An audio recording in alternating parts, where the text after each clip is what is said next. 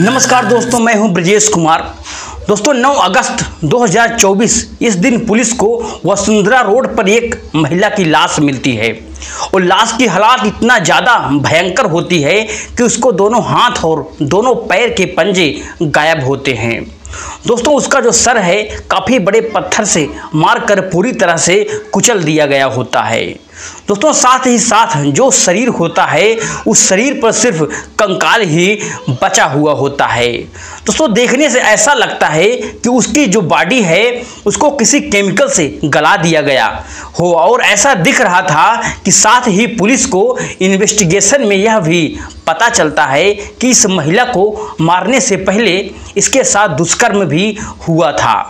तो आखिर कौन थी यह महिला और क्या हुई थी इसके साथ घटना, जानेंगे हम आज इस वीडियो में विस्तार से।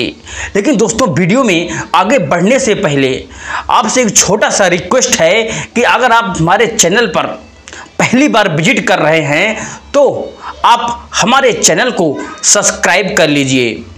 दोस्तों वीडियो को भी लाइक कर दीजिए ताकि जो मेरा हौसला है वह दोस्तों बढ़ता चला जाए।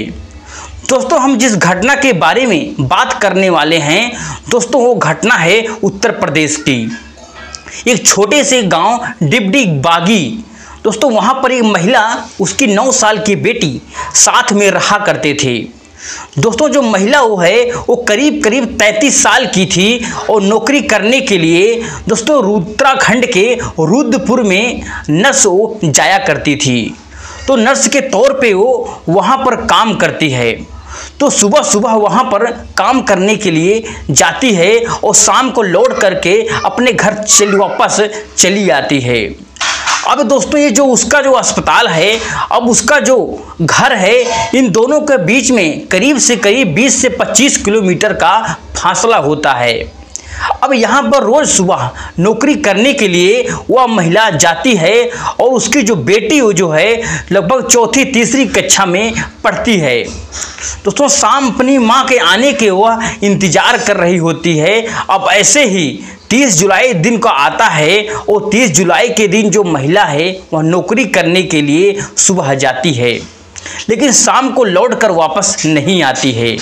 अब जो दोस्तों बेटी होती है 9 साल की वह काफ़ी छोटी होती है, अपनी माँ का इंतज़ार कर रही होती है। लेकिन दोस्तों काफ़ी देर रात होने के बाद जब माँ घर पर नहीं आती है तो काफ़ी ज़ोर ज़ोर से वह बेटी रोने लगती है। जब वो रोने लगती है तो आवाज़ पड़ोसी तक जाती है। तो पड़ोसी दौड़ते हुए इसके घर पर आते हैं और उससे पूछते हैं कि बेटी आखिर तुम क्यों रो रही हो।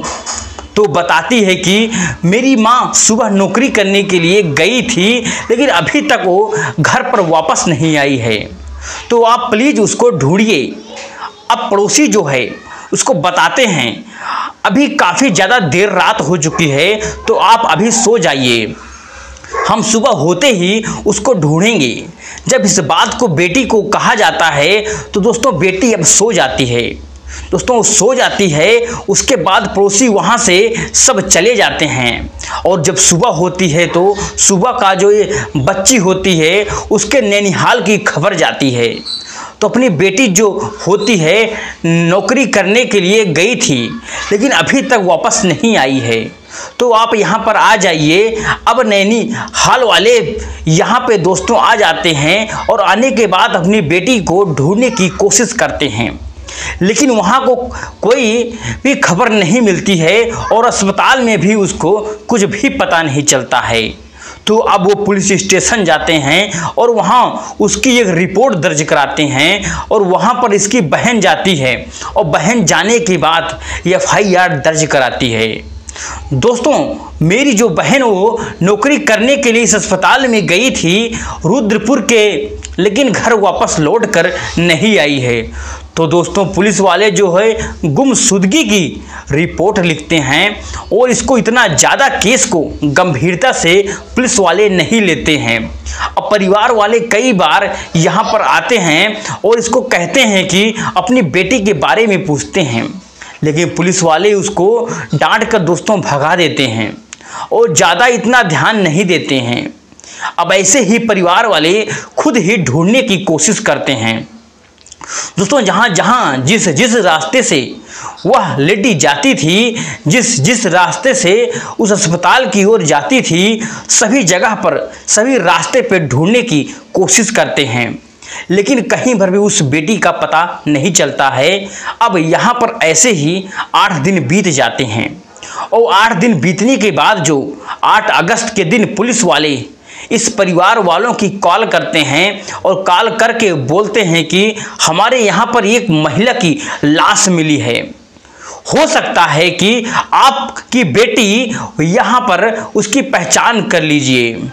दोस्तों, अब परिवार वाले तुरंत पास जाते हैं और जाने के बाद बॉडी को जो होती है लोग जाते हैं और वहां जाने के बाद जो वसुंधरा रोड होता है वहां पर कुछ अंदर झाड़ियों में एक लाश पड़ी होती है। दोस्तों, लाश की हालात बहुत ही ज़्यादा खराब होती है। दोस्तों, उसके जो दोनों हाथ पैर गायब हो जाते हैं और उसके सर जो काफ़ी ज़्यादा कुचल दिया गया होता है। दोस्तों, उसके पूरे शरीर को जैसे कोई केमिकल डाल करके गला दिया गया होता है और ऐसा दिख रहा था कि वहाँ पर सिर्फ कंकाल ही पड़ा हो। अब दोस्तों, बॉडी को देख तो पहचान में नहीं आ सकता था, लेकिन उसके जो कपड़े पहन कर रखे हुए थे और साथ ही साथ उसका जो थोड़ा सा सामान वहाँ पे पास में पड़ा हुआ रहता है, तो उस सामान और कपड़ों की वजह से परिवार वाले अपनी बेटी को पहचान लेते हैं और कहते हैं कि यही हमारी बेटी है। अब इसके बाद दोस्तों, पुलिस वालों को पता चलता है तो वो लोग अब आगे इसका इन्वेस्टिगेशन शुरू करते हैं। अब सबसे पहले यहाँ पर वसुंधरा रोड से रुद्रपुर के बीच में जितने भी दोस्त लगे हुए सीसीटीवी कैमराज होते हैं उसको चेक किया जाता है और कहा जाता है कि 500 से 600 कैमरा वहाँ पर चेक किया गया। तो वहाँ पर एक कैमरे में एक महिला वहाँ से निकलती हुई दिखाई देती है और किसी रिक्शे से उतने ही उतर जाती है और यहाँ पर वसुंधरा रोड पर वहाँ पर आगे की तरफ जा रही होती है। दोस्तों, थोड़ी देर जाने के बाद उसके पीछे पीछे एक आदमी जाता हुआ दिखता है जो कि अनजान आदमी होता है। दोस्तों, यह महिला वहाँ पर से गुजरती थी तो उसकी थोड़ी देर के बाद वो आदमी भी वहीं से गुजर था। दोस्तों, अब उस आदमी के बारे में पहचान करने की कोशिश की जाती है। साथ ही जो महिला थी उसके मोबाइल नंबर को भी दोस्तों ट्रैकिंग पर लगाया जाता है। अब जब मोबाइल नंबर को कॉल लगाया जाता है तो पता चलता है कि मोबाइल नंबर अभी स्विच ऑफ आ रहा है, बंद पड़ा है। दोस्तों, अब उसके नंबर को उसका जो मोबाइल होता है उसको भी ट्रैकिंग पर लगाया जाता है। अब ऐसे ही कुछ दिन दोस्तों बीत जाते हैं और कुछ दिन बीतने के बाद ही जो महिला है वो मोबाइल होता है, उस मोबाइल पे एक सिम कार्ड दोस्तों ऑन होता है और सिम कार्ड ऑन जैसे ही होता है तो पुलिस वाले उसको सर्विस पर दोस्तों लगाते हैं तो पता चलता है कि वो किसी खुशबू का है और वो जो खुशबू वहाँ पर उत्तर प्रदेश में एक तुलसी पट्टी में रहने वाली होती है। तो वो अब पुलिस वाले को खुशबू के बारे में पता चलता है तो अब लोग कॉल करते हैं। जब कॉल करते हैं तो खुशबू वहाँ पर अच्छे से उनके साथ बात करने लगती है और फ़ोन को काट देती है। दोस्तों, फ़ोन को काटने के बाद वो अपनी पति के पास जाती है और इसके बाद घटना के बारे में सारी बात वो करती है और इस तरह से मुझे पुलिस का कॉल आया था। अब जो खुशबू दोस्तों होते हैं उसके पति का नाम दोस्तों धर्मेंद्र नाथ होता है। धर्मेंद्र को जब इस बात का पता चलता है तो तुरंत अपनी ही बीवी को लेकर के कहीं भाग जाता है। अब पुलिस वाले इन लोगों को दोस्तों ढूंढते ढूंढते इनके गांव में आते हैं। जब गांव में आते हैं तो पता चलता है कि वो लोग यहाँ से चले जाते हैं और यहाँ पर पुलिस वाले खुशबू के नंबर को और उसके जो पति होता है उस धर्मेंद्र के नंबर को भी दोस्तों मिलता है। तो दोनों नंबर को दोस्तों ट्रैकिंग पर लगा देते हैं। दोस्तों, कुछ दिन बीतने के बाद दोनों का लोकेशन भी ट्रेस हो जाता है और जो लोकेशन है जो राजस्थान के जोधपुर में मिलता है। अब ये लोग जोधपुर से उसको दोस्तों पकड़ करके यहाँ पर लेके आते हैं और लेकर आने के बाद उसको पूरी कड़ी के कड़ी पूछताछ शुरू करते हैं। अब जब महिला से पूछताछ होती है तो दोस्तों खुशबू जो ज़्यादा नहीं बता पाती है, तो बताती है कि जो मेरा मोबाइल है वो मेरा नहीं है, कुछ दिन पहले मेरे पति ने मुझे दिया था अपने यूज करने के लिए। तो यहाँ पर पुलिस वालों को दोस्तों पता चलता है कि जो मोबाइल है वो पहले धर्मेंद्र नाथ के पास था, अब तो धर्मेंद्र की पूछताछ शुरू करते हैं। और दोस्तों काफ़ी कड़ी में पूछताछ करते हैं। जब कड़ी पूछताछ होती है तो कहानी बताता है, तो कहता है कि 30 अगस्त की रात को मैं उस रास्ते से जा रहा था जो वसुंधरा रोड है, वहाँ पर मेरे आगे एक महिला जा रही थी। तो महिला जो है नर्स होती है, वो जा रही थी। जैसे जैसे मैंने उसको देखा तो आगे की तरफ जैसे जैसे हम जा रहे तो वहाँ से काफ़ी ज़्यादा सुनसान रास्ता था। सुनसान रास्ता होने की वजह से मुझे लगता कि वहाँ पर सुनसान रास्ता का फ़ायदा उठा के कुछ लूटपाट करके इसके पास जो भी चीज़ रहेगी लूटपाट में चला जाता हूँ। तो दोस्तों लूटने के इरादे से वो उस महिला के पास जाता है और जाने के बाद जब सर पे जोर से मारता है, जैसे ही मारता है महिला नीचे रास्ते में दोस्तों गिर जाती है। और गिरने के बाद जैसे ही हुआ उसके पास कुछ लूटपाट करने लगता है। तो उसके बाद जब नर्स को देखता है तो उसकी नीयत बिगड़ जाती है और उसकी महिला का तो झाड़ियों के अंदर ले जाता है। और झाड़ी के अंदर ले जाने के बाद उसके साथ वहाँ पर दोस्तों दुष्कर्म करता है।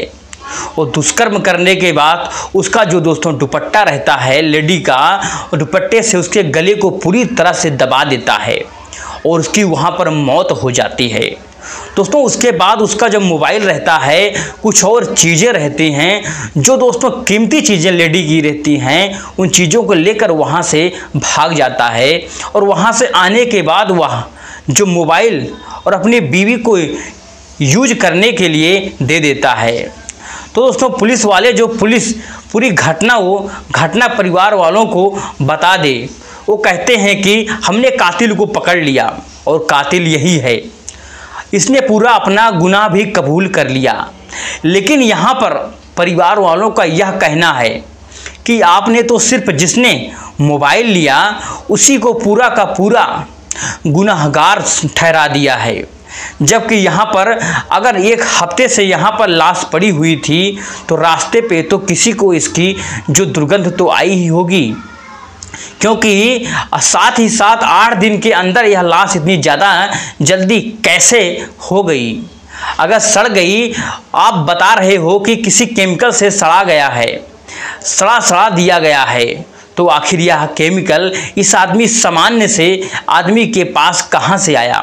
साथ ही साथ जब यह लोग अस्पताल में जा रहे थे अपनी बेटी के बारे में पूछताछ करने के लिए, तो अस्पताल वालों का रवैया भी इन लोगों को काफ़ी ज़्यादा अच्छा नहीं लग रहा था। तो दोस्तों जबकि अस्पताल की एक नर्स गायब हुई थी तो अस्पताल वालों में उसने ढूंढने की भी कोशिश क्यों नहीं की। दोस्तों परिवार वालों को कहीं ना कहीं यह लग रहा है कि जो अस्पताल वाले हैं उनका भी इन वालों से मर्डर हुआ है और उसके हाथ है। जो क्या सच्चाई है, सच्चाई जानने के लिए यह लोग कहते हैं कि पुलिस वालों को अब अच्छे से इन्वेस्टिगेशन की जाए। अगर नहीं हो पाती है तो आपको जो केस है उसको सीबीआई को आप ट्रांसफ़र कर दीजिए। तो दोस्तों यहाँ पर परिवार के सीबीआई से जांच करने की पूरी परिवार की मांग की जा रही है और मांग चल रही है। अब उनका यही कहना है कि इस अकेले आदमी ने नहीं किया, हो सकता है कि ना इसके अंदर उस अस्पताल वालों का भी कुछ ना कुछ हाथ है। तो आपकी क्या राय है दोस्तों, हमें कमेंट करके ज़रूर बताएं। दोस्तों पूरी एक घटना बताने का हमारा उद्देश्य यह है कि इससे आप भी सतर्क रहें और सलामत रहें। तो आज वीडियो में बस इतना ही, मिलते हैं अगली वीडियो में, नेक्स्ट वीडियो में एक नए टॉपिक के साथ। तब तक के लिए